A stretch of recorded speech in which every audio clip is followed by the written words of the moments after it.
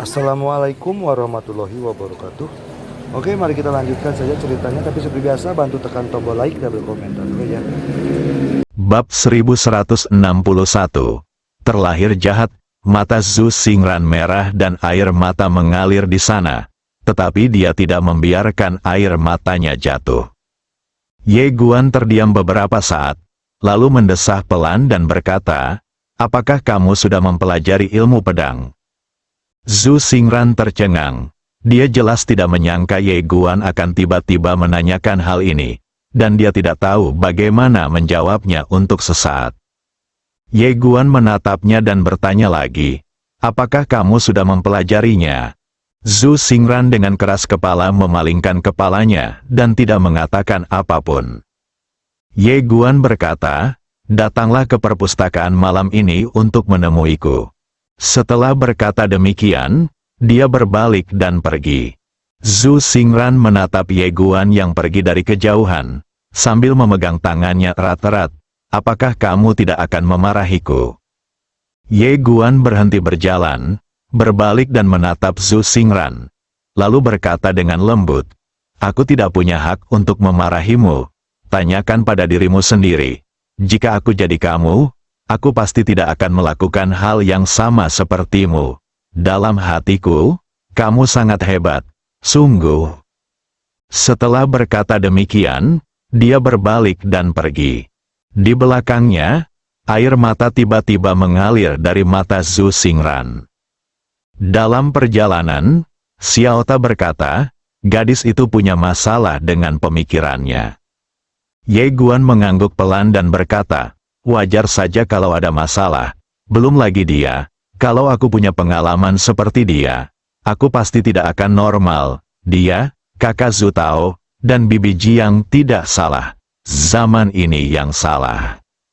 Sambil berbicara, dia menatap ke langit yang jauh dan berbisik, "Awalnya aku mengira King Zhu sudah menjadi dunia paling bawah di dunia ini. Tetapi sekarang tampaknya pengetahuanku tentang dunia ini masih terlalu sedikit." Dibandingkan dengan di sini, King Zhu tidak diragukan lagi merupakan surga di bumi. Apa itu penderitaan? Bukannya tidak bisa berlatih itu penderitaan. Tetapi penderitaan yang sesungguhnya adalah ketika hidup pun terasa sulit. Bukankah Zhu Tao dan Bibi Jiang sudah bekerja cukup keras? Tentu saja, saya bekerja sangat keras. Namun, mereka tidak dapat mengubah nasib mereka melalui kerja keras. Ketika orang-orang pada suatu zaman menjadi kurang bersemangat karena mereka bekerja lebih keras, maka itu jelas bukan masalah bagi orang-orang itu sendiri. Ye Guan tidak langsung kembali ke perpustakaan. Ia berencana untuk pergi ke restoran untuk makan terlebih dahulu. Namun, saat tiba di restoran, ia tercengang. Pada saat ini, di depan restoran, seorang pria tergeletak di genangan darah dan bergerak-gerak terus-menerus. Ye Guan berjalan mendekat dan melihat bahwa itu adalah pelayan tadi. Saat ini, pelayan itu dalam keadaan yang sangat menyedihkan, dengan anggota tubuhnya dipotong, lidahnya terputus, dan matanya penuh ketakutan. Melihat pemandangan ini, wajah Ye Guan menjadi gelap dan dia berbalik dan pergi. Ye Guan datang ke perpustakaan. Begitu dia masuk ke perpustakaan, dia melihat gundukan tanah pemakaman. Dia sedang duduk di sudut rak buku sambil membaca buku. Ye Guan berjalan mendekatinya dan menatapnya. Zhang Gang mendongak ke arahnya, lalu meneruskan membaca sambil menundukkan kepala. Namun tangan kirinya diam-diam telah diletakkan di belakang pinggangnya, tempat ia menyembunyikan pisau. Namun ekspresinya sangat tenang, bahkan sedikit polos. Ye Guan menatap kuburan itu dan bertanya, "Apakah kamu membunuh orang itu?" Zhang Gang mendongak ke arahnya dan berkedip, wajahnya penuh kepolosan. Ye Guan menatap gundukan tanah pemakaman itu dalam diam. Jika sebelumnya dia tidak pernah berurusan dengan gadis kecil ini, dia pasti akan tertipu oleh penampilannya yang polos. Saat ini, dia tidak melihat sedikit pun jejak kejahatan di matanya. Setelah Ye Guan terdiam beberapa saat, dia duduk dan bertanya, apakah kamu ingin belajar?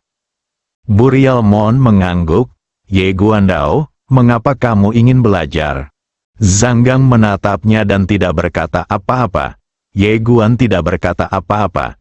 Dia mengambil buku itu dari tangan Zhang Gang. Ketika dia melihat buku itu, wajahnya tiba-tiba menjadi gelap. Anatomi, buku ini mengajarkan orang cara membedah tubuh manusia. Ye Guan menoleh menatap Zhang Gang yang tengah menatapnya sambil mengedipkan matanya yang besar. Ye Guan terdiam sejenak, lalu berkata, kamu belajar agar kamu bisa membunuh dengan lebih baik. Zhang Gang tidak mengatakan apa-apa. Tiba-tiba dia melihat punggung tangannya. Ada seekor semut yang merayap di sana. Dia mengerutkan kening. Dia tidak membunuh semut itu, tetapi dengan hati-hati meletakkannya di tanah. Kemudian, dia mengeluarkan sepotong kecil roti kukus yang rusak dari tangannya. Setelah semut itu merangkak di atas roti kukus yang rusak dan menggerogotinya sebentar, tiba-tiba semut itu berbalik dan merangkak pergi. Gundukan pemakaman tergeletak di tanah dan mengikutinya. Wajah Ye Guan penuh dengan kebingungan. Tak lama kemudian, Zhang Gang mengikuti semut itu ke sudut dinding yang terdapat sebuah lubang kecil. Setelah melihat semut itu merangkak ke dalam lubang, Zhang Gang tiba-tiba berdiri dan pergi. Tetapi tak lama kemudian, dia datang membawa semangkuk air mendidih.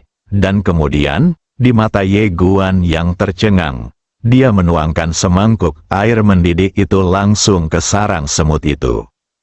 Ye Guan, Zhang Gang mengambil mangkuk dan buku anatomi, lalu berbalik.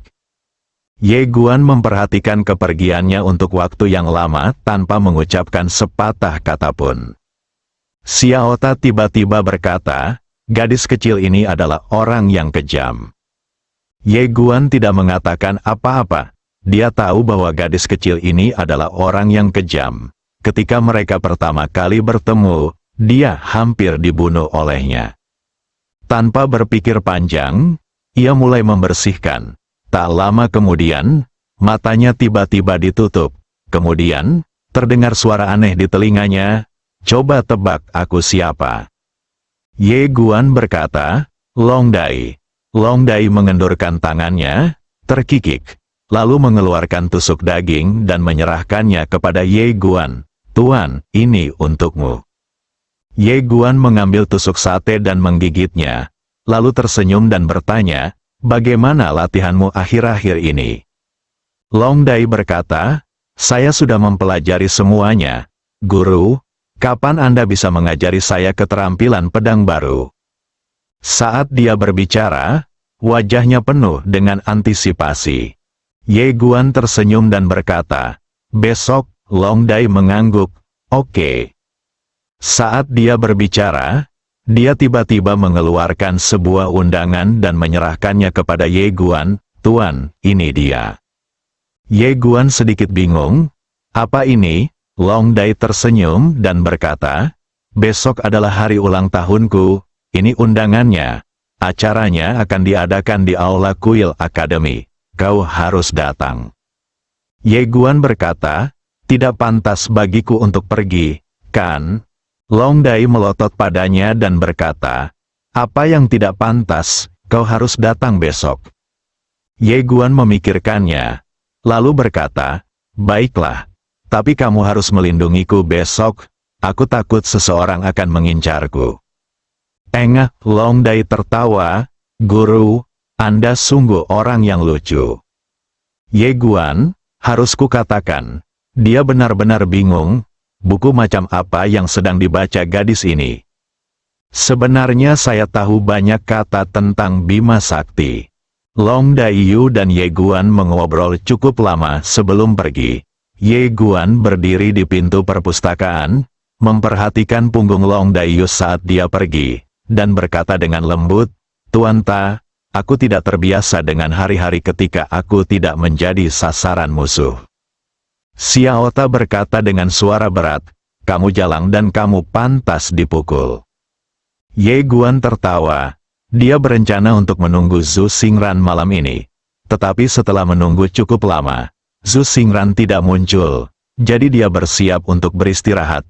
Tetapi pada saat ini, dia tiba-tiba melihat keluar pintu. Tidak jauh dari pintu, berdiri seorang wanita. Dia adalah Zhu Xingran.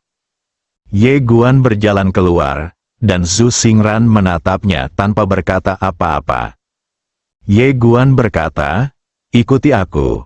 Setelah berkata demikian, dia berbalik dan berjalan menuju hutan bambu di belakangnya. Zhu Xingran ragu-ragu sejenak, lalu mengikutinya.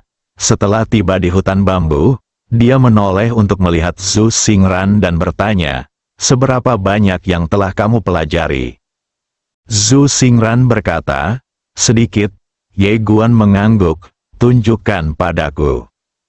Zhu Xingran melirik Ye Guan, lalu mencabut pedang dari pinggangnya. Tiba-tiba dia mengetuk tanah dengan kaki kanannya, dan seluruh tubuhnya melayang keluar.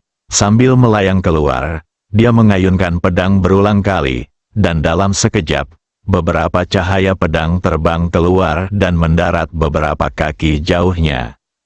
Dan ketika dia berhenti, wajahnya menjadi pucat. Semuanya mewah. Ye Guan tiba-tiba berkata. Zhu Xingran langsung melotot ke arah Ye Guan. "Apa katamu?" Ye Guan menatapnya dan berkata terus terang, "Sudah kubilang kau terlalu mencolok." Zhu Xingran langsung marah. Dia telah berlatih dengan gila-gilaan setiap hari dalam beberapa hari terakhir. Keterampilan pedang yang baru saja dia tunjukkan sudah luar biasa baginya. Dapat dikatakan bahwa dia sangat puas dengan hasil latihannya. Ye Guan menatap Zhu Xingran, yang wajahnya dipenuhi ketidakpuasan, dan menggelengkan kepalanya sedikit. Inti dari teknik pedang ini adalah membunuh dengan satu serangan. Tetapi kamu telah membuatnya menjadi mewah. Kelihatannya bagus, tetapi kegunaannya telah sangat berkurang. Zhu Xingran menatap Ye Guan dan berkata, "Datanglah dan tampil." Ye Guan berkata, "Cabut pedangmu." Zhu Xingran tiba-tiba menusuk bahu Ye Guan dengan pedangnya. Tetapi Ye Guan hanya menoleh sedikit ke samping untuk menghindari pedangnya. Kemudian, sebelum dia sempat bereaksi, Ye Guan mengarahkan dua jarinya ke tenggorokannya. Zhu Xingran membelalakkan matanya, wajahnya penuh ketidakpercayaan. Ye Guan menarik jarinya dan melangkah ke samping. Dia menatap Zhu Xingran, "Apakah kamu ingin mencoba lagi?" Zhu Xingran menatap Ye Guan, "Bagaimana bisa kau?" Ye Guan berkata, "Selanjutnya, kamu harus melakukan apa yang aku katakan. Tutup matamu terlebih dahulu, tenangkan napasmu dan berkonsentrasilah. Mengapa kamu masih membuka matamu? Tutuplah dengan cepat." Zhu Xingran perlahan menutup matanya, dan suara Ye Guan terdengar lagi, "Buang pikiran yang mengganggu." Setelah sekian lama, di bawah bimbingan Ye Guan, Zhu Xingran tiba-tiba menghunus pedangnya. Dengan ayunan ini, energi pedang melesat hingga puluhan kaki dan akhirnya menebas pohon kuno menjadi beberapa bagian. Ketika dia melihat betapa kuatnya pedangnya, Zhu Xingran membuka matanya lebar-lebar, menatap pedang di tangannya dengan tak percaya, dan bertanya dengan suara gemetar, "Apakah aku melakukan ini?" Ye Guan berkata dengan tenang, "Bagaimana menurutmu?" Zhu Xingran menatap Ye Guan, "Kamu, siapa kamu?" Ye Guan berkata dengan tenang, "Aku adalah saudara laki-laki ayahmu, Ye." Zhu Xingran tercengang. Ceka-ceka. Pada saat ini, tiba-tiba terdengar suara teriakan hantu dari kejauhan. "Zhu Xingran, kamu licik sekali. Aku tahu kamu punya rencana jahat. Kamu kesini kan mau berhubungan seks dengan laki-laki." Ye Guan mengerutkan kening, dan menoleh untuk melihat. Tidak jauh dari sana, seorang gadis gemuk berlari mendekat, wajahnya penuh kegembiraan. Dan dia berteriak, "Zhu Xingran, kamu benar-benar berselingkuh dengan seorang pria, dan kamu benar-benar menemukan seorang murid rendahan. Seorang murid rendahan dan orang rendahan. Sungguh pasangan yang sempurna. Pasangan yang sempurna." Dia memiliki suara yang nyaring dan menarik banyak orang sekaligus. Ketika semua orang melihat Ye Guan dan Zhu Xingran, mereka semua mulai menunjuk dan berbicara. Wajah Zhu Xingran menjadi pucat dan biru. Wanita gemuk itu menjadi semakin bersemangat saat berbicara. Ceka, Zhu Xingran, aku tidak menyangka seleramu begitu rendah sehingga kamu benar-benar memilih murid yang rendahan. Semua orang, datang dan lihat, Zhu Xingran benar-benar memilih murid yang rendahan. Aku baru saja melihat mereka berpelukan dan berciuman. Benar-benar menjijikkan. Melihat wanita gemuk itu menyebarkan rumor seperti itu, Zhu Xingran sangat marah hingga seluruh tubuhnya gemetar. Ye Guan berjalan ke sisi Zhu Xingran dan berkata, "Bunuh dia." Zhu Xingran sedikit tertegun dan menatap Ye Guan dengan tak percaya. Wanita gemuk itu tiba-tiba menjadi bersemangat saat mendengar kata-kata Ye Guan. "Ayo, aku mohon padamu untuk membunuhku." Sambil bicara dia menjulurkan kepalanya ke depan. Zhu Xingran tiba-tiba menarik Ye Guan dan berbalik, "Ayo pergi." Ye Guan melirik wanita gemuk itu, lalu berbalik menatap Zhu Xingran, "Mengapa dia selalu mengincarmu?" Zhu Xingran berkata dengan tenang, "Aku sekelas dengannya, tetapi nilaiku lebih baik darinya, dan aku tidak menyanjungnya seperti yang dilakukan orang lain. Tentu saja, alasan utamanya adalah karena aku tidak memiliki dukungan dan aku berasal dari kamp pengungsi, jadi aku mudah diganggu." Pada titik ini, dia berhenti sejenak dan melanjutkan, "Sebenarnya, awalnya saya tidak mengerti mengapa dia terus-menerus menargetkan saya, tetapi kemudian saya menyadari bahwa beberapa orang terlahir jahat." Ye Guan mengangguk sedikit, itu masuk akal. Melihat Ye Guan dan Zhu Xingran melarikan diri, wanita gemuk itu menjadi semakin bangga dan melontarkan serangkaian komentar sarkastis hingga Ye Guan dan Zhu Xingran benar-benar menghilang di kejauhan. Kemudian dia berbalik dan pergi. Saat dia pergi, dia melihat Zhang Gang yang datang untuk menonton kesenangan itu. Melihat bahwa Zhang Gang adalah seorang murid pesuruh, wanita gemuk itu melotot padanya dan meludah. "Bah, seorang murid pesuruh rendahan." Zhang Gang menatapnya dan tidak berkata apa-apa. Bab 1162. Nyalakan lentera langit. Keesokan paginya, banyak orang berkumpul di hutan bambu. Tadi malam, wanita gemuk itu digantung di pohon. Ada lubang kecil di kepalanya. Lubang itu menyala seperti lilin, tetapi tidak terlalu besar. Nyalakan lentera langit, mata wanita gemuk itu terbuka lebar, dipenuhi keputusasaan dan ketakutan.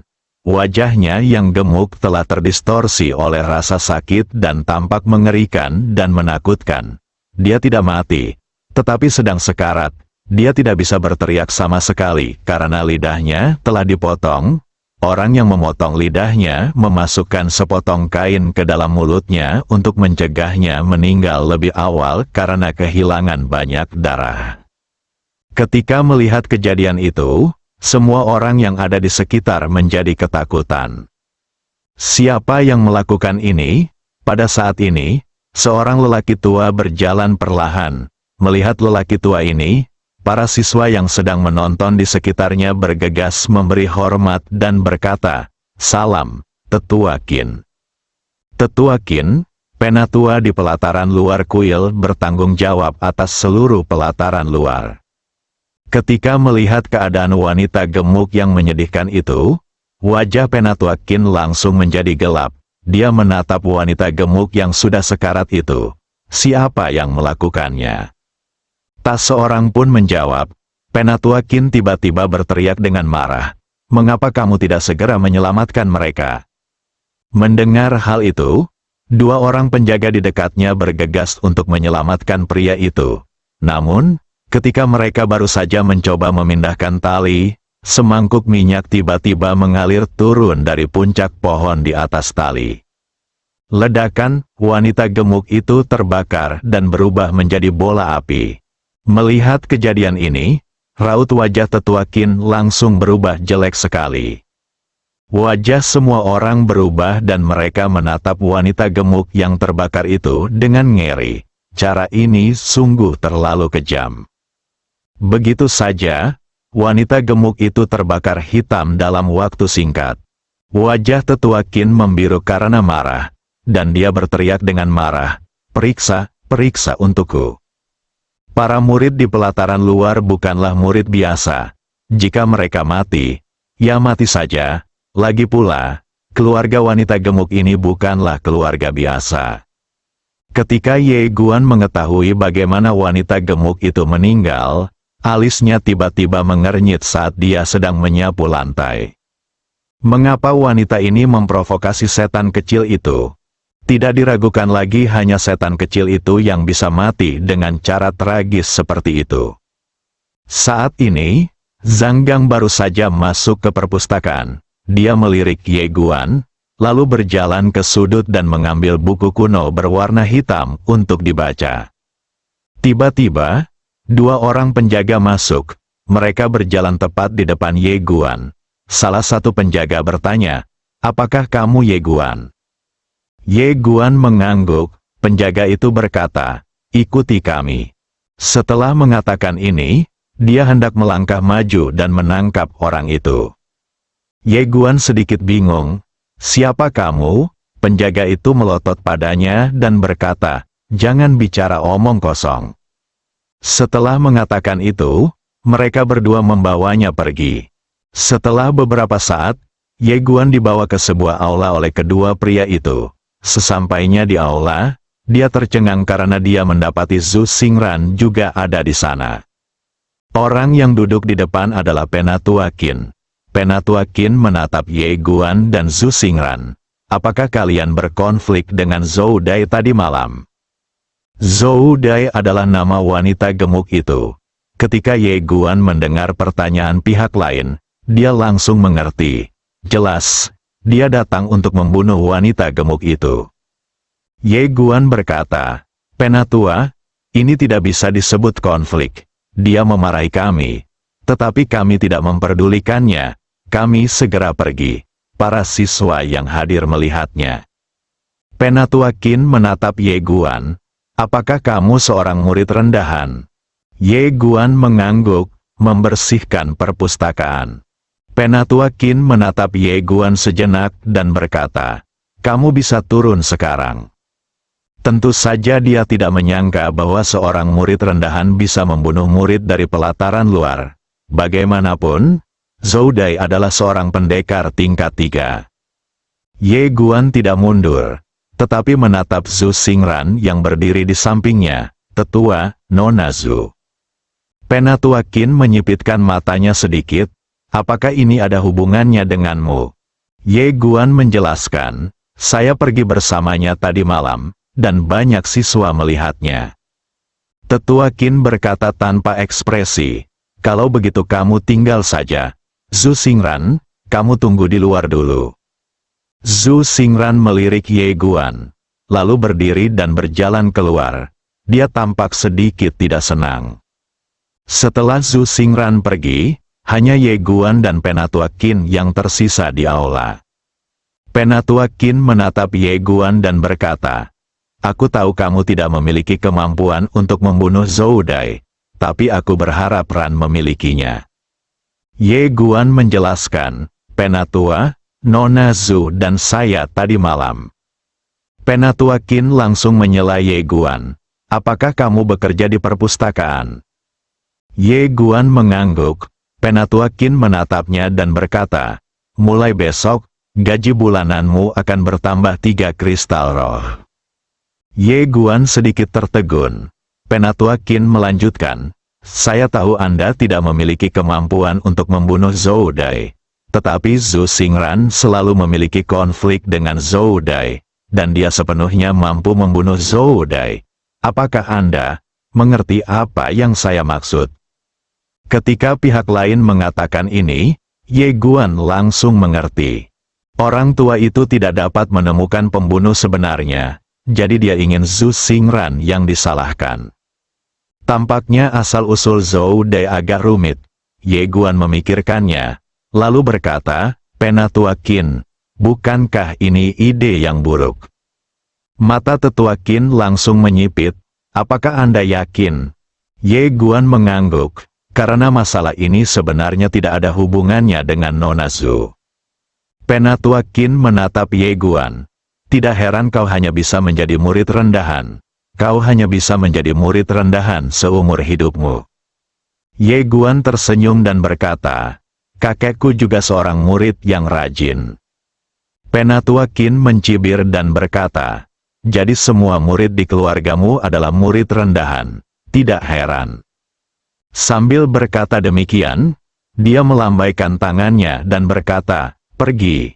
Ye Guan berkata, masalah ini tidak ada hubungannya dengan Nona Zhu, tetua. Penatua Qin tiba-tiba menamparkan meja, melotot ke arah Ye Guan. Aku katakan padamu, kematian Zhou Dai disebabkan oleh Zhu Xingran. Di akademi, jika seseorang dibutuhkan untuk disalahkan, Zhu Xingran tidak diragukan lagi akan menjadi orang yang paling cocok karena dia tidak punya uang, kekuasaan, atau pengaruh.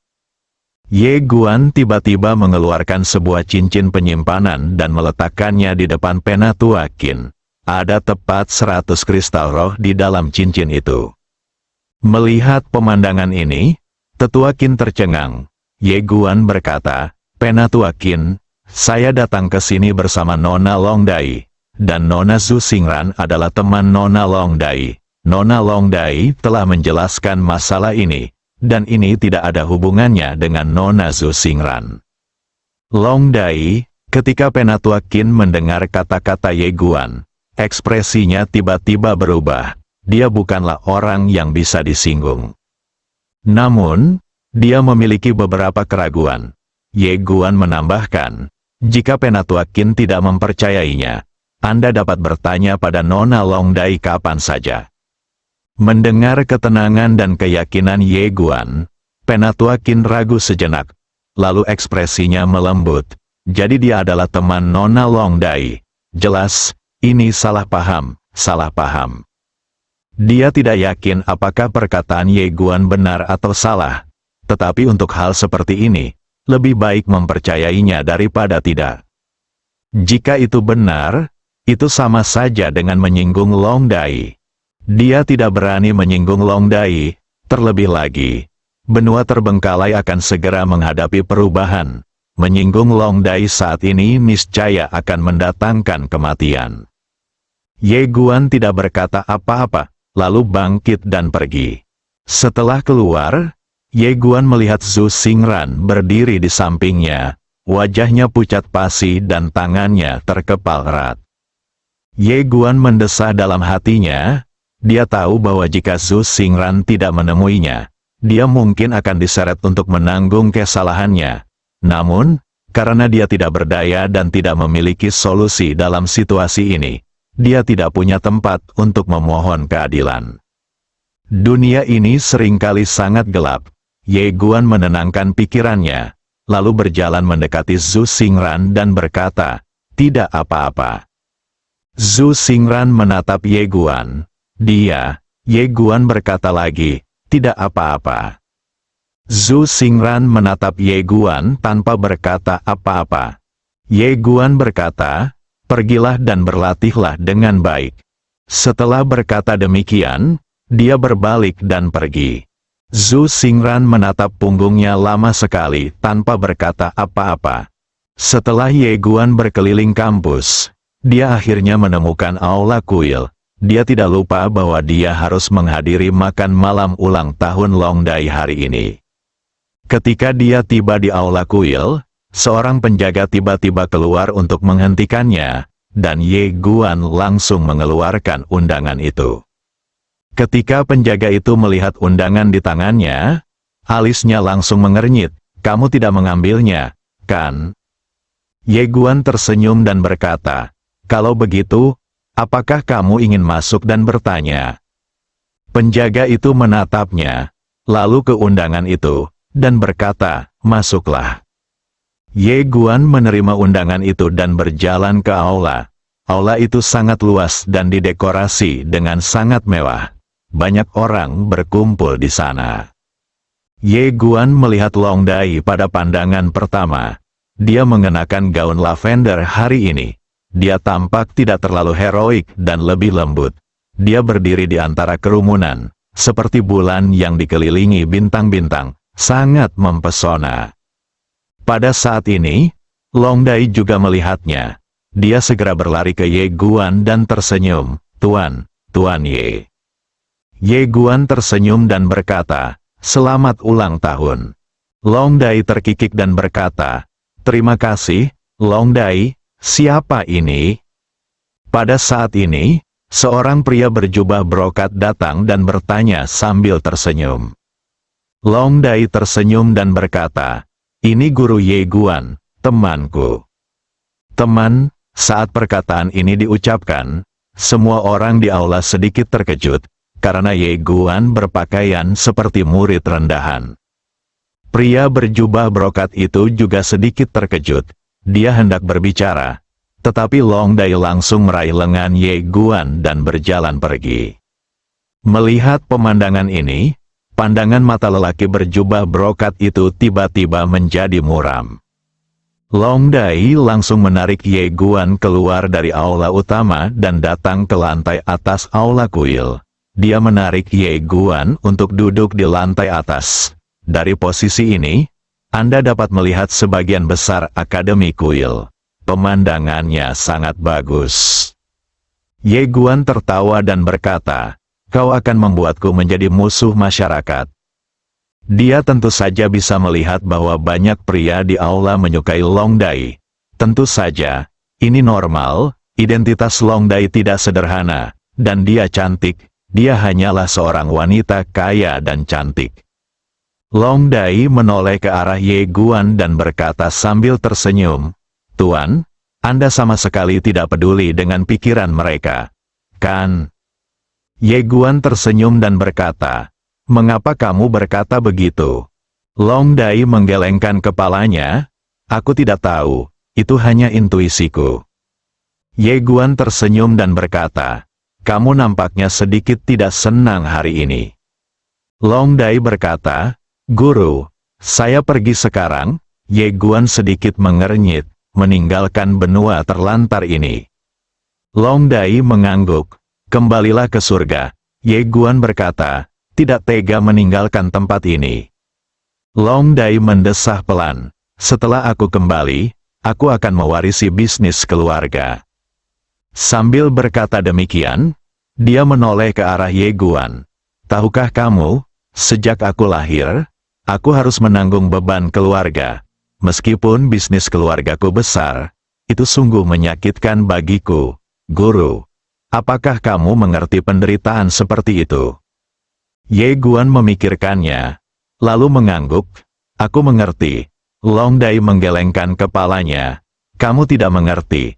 Ye Guan berkata dengan serius, "Saya benar-benar mengerti." Long Dai masih menggelengkan kepalanya, "Kamu sama sekali tidak mengerti." Bersambung.